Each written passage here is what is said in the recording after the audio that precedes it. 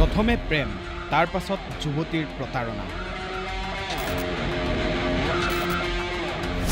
প্ৰেয়সীৰ ব্লেকমেইলিঙত সকলো শেষ যুৱকৰ। প্ৰেয়সীৰ অভিযোগ, অন্তৰংগ মুহূৰ্তৰ ফটো ভাইৰেল কৰিছে যুৱকে। হাতত হেণ্ডকাপ লগোৱা প্ৰেমিকৰ দাবী, 12 লাখ টকা লুটিলে প্ৰেয়সীয়ে। এয়া মহানগৰীৰ লতাশিল থানা। থানাৰ বাৰান্দাত এয়া এগৰাকী যুৱতী। পিছপিনৰ পৰা দেখা গ'লেও যুৱতীগৰাকী চিন্তাত ভাঙি পৰিছে, কাৰণ প্ৰেমিকে হেনো যুৱতীৰ অশ্লীল ফটো ভাইৰেলৰ ভাবুকি প্ৰেমিকৰ। অসহায় হৈ পৰা যুৱতী কাষ চাপিল আৰক্ষীৰ। অভিযোগ প্ৰাক্তন প্ৰেমিকৰ বিৰুদ্ধে, আৰু সেই অভিযোগৰ ভিত্তিত লতাশিল আৰক্ষীৰ জালত পৰিল যুৱক। এয়া মুনিৰ ৰহমান। মুনিৰ মহানগৰীৰ হেদায়তপুৰৰ বাসিন্দা, আৰু নিজ ঘৰৰ পৰাই শুকুৰবাৰে পুৱাতেই লতাশিল আৰক্ষীয়ে গ্ৰেপ্তাৰ কৰিলে মুনিৰ ৰহমানক।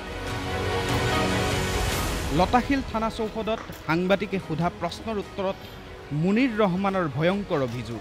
মই তেখেতৰ পইচা পাওঁ, বেলেগ ৰবিছ মই তেখেতৰ পাওঁ, তেওঁ কাম দিম বুলি পইচা লৈছিল মোৰ পৰা। কি কৰিম বুলি?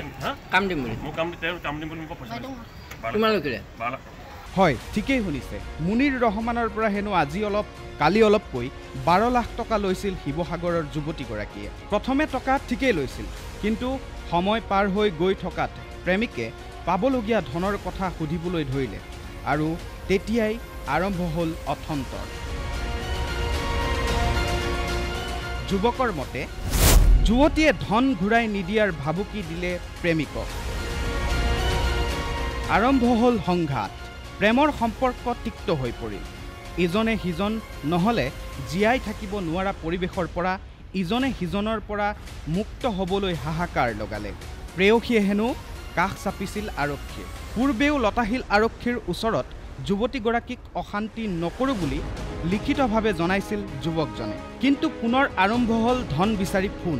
সেয়ে পুনৰ একেই ভাবুকি দিয়াত অৱশেষত যুৱতীগৰাকী কাষ চাপে লতাশিল আৰক্ষীয়ে।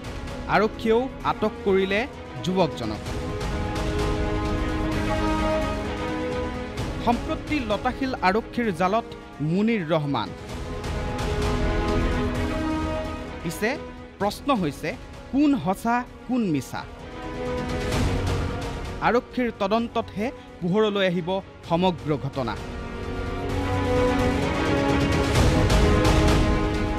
ভিডিঅ' জাৰ্নেলিষ্ট কংকনৰ সৈতে হাফিজুল ৰহমানৰ ৰিপৰ্ট, প্ৰথম খবৰ।